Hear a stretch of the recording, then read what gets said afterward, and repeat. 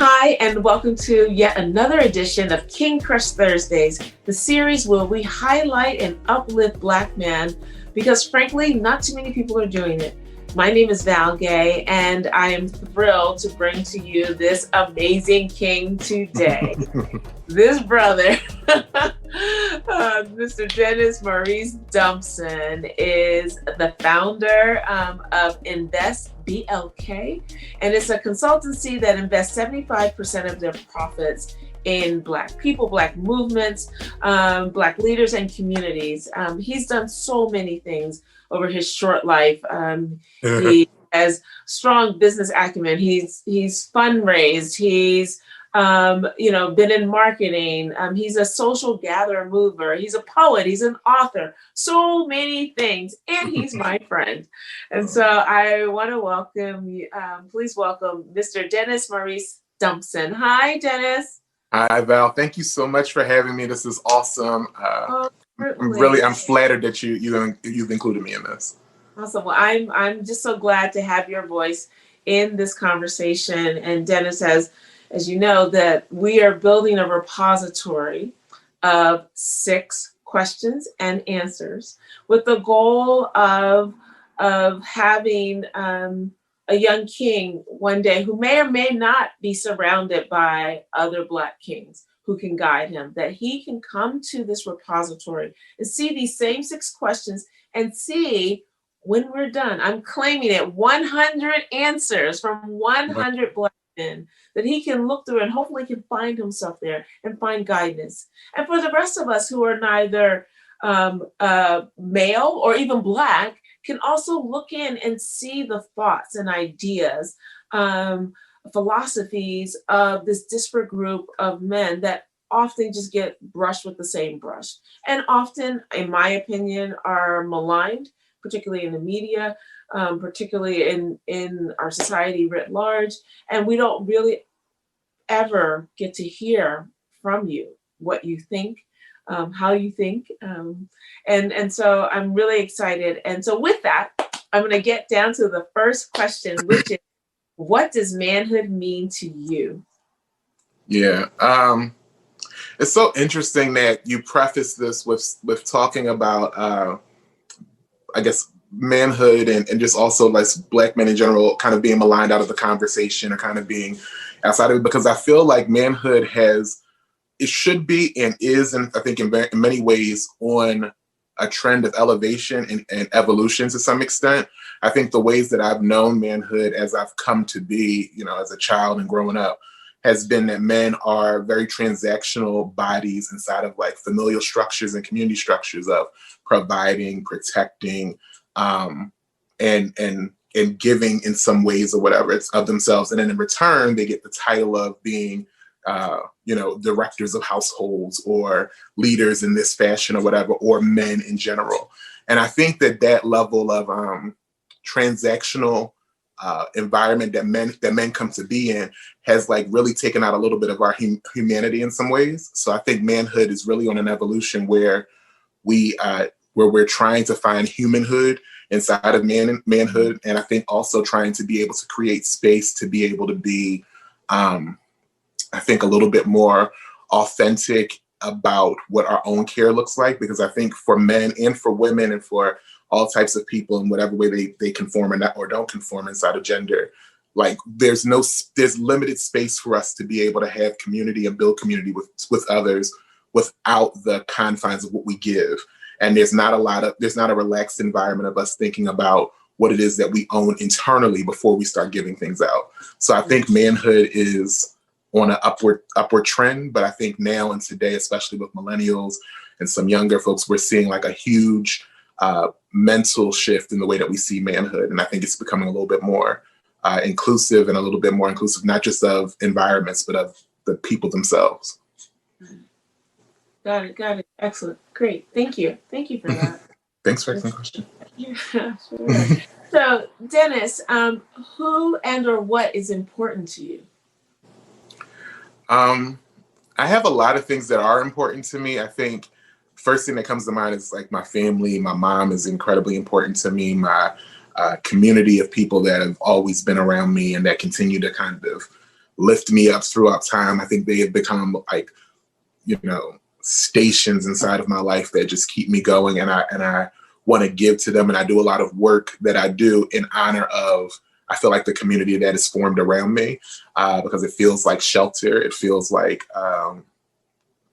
warmth. It feels very, very familiar, and I rely on it a lot. So I think that that's one thing. I think next to that is the identity of Black folks in general. Was raised in the same way a lot of Black folks of my generation and probably generations before me were raised, inside of churches, inside of small neighborhood communities, on a block, with a lot of people kind of telling you this, telling you that, doing this, doing that. And I think that my understanding of Blackness, my understanding of Black folks has been something that I've grown to have an appreciation for, even when I don't like everything that exists within it.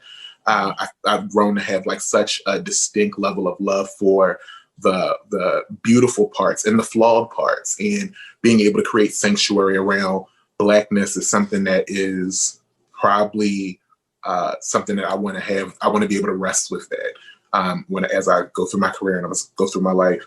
And I just think the third part is just really something spiritual above God, the universe, ancestors. I think knowing that I'm surrounded, I think, is incredibly important, and it's something that is very important to me.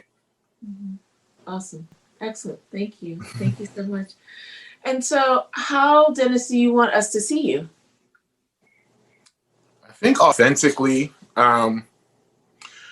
It's interesting because I think the question of like, how do I want somebody to see me is one that I'm like, I struggle with it to a great extent, because I don't, I want you to be able to have the freedom to be able to make that opinion. What I want to give off though is, I think, a level of love and learning and listening and also teaching that I think is like central to how I've been raised. And I think that that's what I'm replicating to some extent.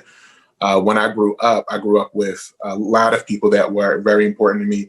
Principally, my grandpa, my grandmom, and my mom had three distinct ways that they educated and showed love. And the ways that they did it really are how I identify good teachers. For instance, my grandfather, he was not he wasn't educated and didn't go to business school or anything else, but he like had a Wall Street Journal by him every week. He like loved to look at the stock market. He loved to like kind of analyze things. And when I went to business school, and I went to South America and I came back, he was like, how was it? What did you do? What did you do this and that? I'm going to tell him about the food. I'm like, oh, we had Chilean sea bass on this day, and we went over here and I got a massage on us. And he's like, yeah, but what did you learn? Was when you were there? What were the things that you were doing? He wanted to know. And it was something really interesting about the way that he positioned me in that conversation, because he had 30 years of him looking at stock reports and him looking at businesses and him having all this mindset that he had in there. But he positioned me almost like I was an expert after a year and a half of business school, to be able to say like, tell me what you've learned. And then he infused the things that he's known and what he's learned over time. And I think that that's one of the beautiful things about educating a community or educating the ones that you are in love with, is that you continue to position them in a way where they don't have to be subservient to the love, that they can experience the love and still experience their power. And that was something that I really got that's just been incredibly impactful for me, because that's what I want to be able to do as I go through life, no matter whether you are enjoying what I'm saying or enjoying how I'm approaching something or not. The reality is that I want you to know that it's always attached to love, and that you don't lose your power for any reason, because I'm in the midst of that. And then conversely, when I think about, like my grandmother and my mother or whatever, their love is like a little bit more direct. It's kind of like, whether I'm telling you this, I'm telling you that, that it's always wrapped in that. So I think when I want the world to see me, I want them to see me wrapped in that same environment. I think the edifice of love is incredibly important to everybody, and I want to see the work that I do to be wrapped in that way too. So I want people to see whatever it is that they see. I want them to see it wrapped in love, whether I'm cussing and screaming, or I'm praising and preaching, a poet, or anything else, or whatever the thing is. I want you to see it wrapped in love. So that's incredibly important. And that's how I would love for the world to see me. That's awesome. Excellent. I get that. Excellent. Thank you. Thank you. So Dennis, what is your epic dream? So I immediately went to kind of like, not end of life, but like like retirement to an extent, right? And I like, what have I accomplished? What have I done? And I think the right to have rest without compromise is something that I'm really working for, because I don't think that it's something that black folks in particular, that we have, and other people that are have any type of marginal difference, that we actually are able to attain without compromising something else on that behalf. And I think that as I grow older, it becomes incredibly important for me to think about where will I rest at? You know what I mean? And not necessarily to say that there's no work to be done, not to say that there's not any work to do, but I think not having that being complemented by, at the end of the day, we all go to sleep. We all take some time to ourselves. We all find time to meditate. So after I've done all this work, it shouldn't be something that I have to continually be invested in. I hope to be able to leave a legacy strong enough that people are able to build from, and that I'm able to rest without having to compromise myself and not having to think that I'm giving up something, or giving up on my people, or giving up on my visions, or giving up on my passions because I've chosen the route of being able to rest for some period of time in this life. And I think that that's what I'm working for. I'm working for the opportunity to be able to rest without compromise. And I'm also working for the ability for other people around me to be able to see that also as a part of their goals, if not their goal. Got it. Understood. Okay. So Dennis, Maurice Dumpson, who are you?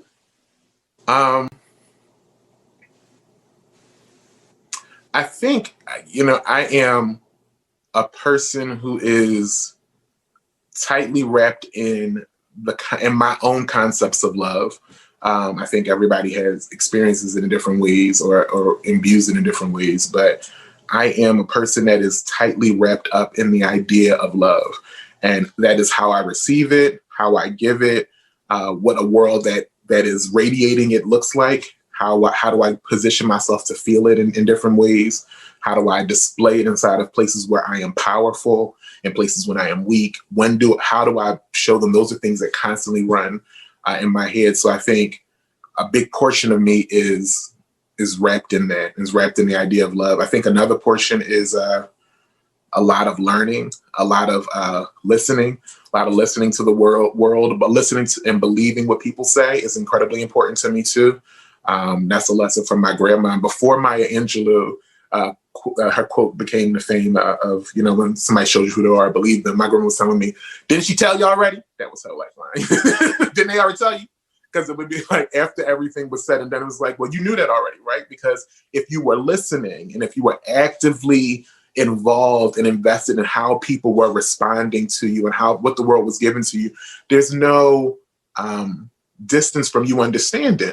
So I think for me, it's become something where I'm listening to like every footstep, every crack on the floor, every move, every this and that. Everything means something or whatever, which is, it's a lot to invest in, but that's something that's incredibly important to me. And then I think the last part is I think I'm here to teach to a certain extent, and not teach in the same ways. I teach it on the collegiate level, but like I think I'm also here to teach just in the way that I live in some ways, and the things that I learned to be able to immediately give them back. And to the earlier question about your epic dream, I think that rest also comes from the point of me wanting to be empty at the end of all of this. So good teachers are, not a never-ending reservoir of things. They have a limit to what they know, a limit to what they have, and then they share that with the world, and it's done. So I think that that's something I'm always thinking about, is that how do I get as empty as possible? What do I have to do to empty myself out? What do I have to do to give whatever it is that I have, my gifts and everything else, in a positive way? So I think I am a person trying to be empty. That's my last one. Mm-hmm. Yeah. I get it. So here we are at our sixth question already. So Dennis, is there anything that I should have asked you that I didn't, or that you wanted me to ask that I didn't? In other words, what did I miss? I don't know if you've missed anything. I think that, I really appreciate, I have to start off with this, that I really appreciate you asking the questions, because as I was like looking at them, and you gave them in advance, and as I was looking at them, I'm like, man, what do I say to this? What do I think about manhood? What do I think about myself? There are things that exist that I didn't necessarily have an attraction to figuring them out. So I really have a great appreciation for that level of depth. So this has been enough. I thought deeply about the first 5. I can't dare think about a 6, but I will say thank you for providing me the opportunity to be able to share that, because it gave me an opportunity to look a little bit deeper into my concepts of manhood and masculine nature, the concepts of what it means to me, how I see myself entwined in, and how I see myself navigating against it. And what does that mean? So I think it's just been a pleasurable conversation, but a pleasurable opportunity for me to think a little bit deeper about myself. So it's great work, and I appreciate you, Val. Oh, thank you so much, Dennis. I appreciate you, and you've been in my heart since forever, and I'm just so grateful that I get to see you,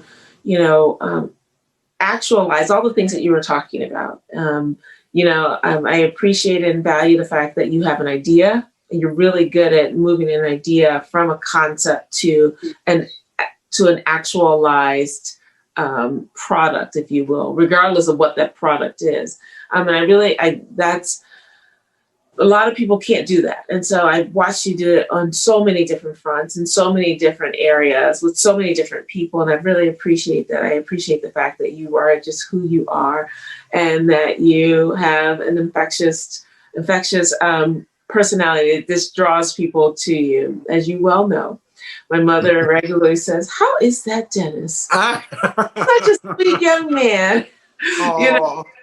She's such a sweetheart, and she said, "There's just something about that Dennis." And so I just want to honor you, Dennis, my king, and to thank you. And I just pray that God will continue to grow you, and that you will grow deeper and wider, and that your epic dream will indeed come true.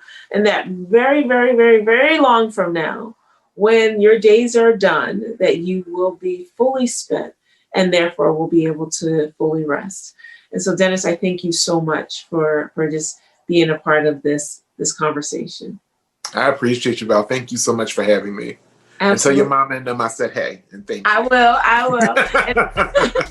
And thank you so much for joining us for this conversation. If there is a man in your life, a Black man in your life who you want to highlight in this forum, please feel free to click the link below or in my bio, or DM me, and we will take it from there. Stay tuned. Next week we will have another conversation with yet another king. But in the meantime, please remember to spread love and have a great day. Thank you so much, Dennis. That was great. Thank you. This was awesome. Excellent.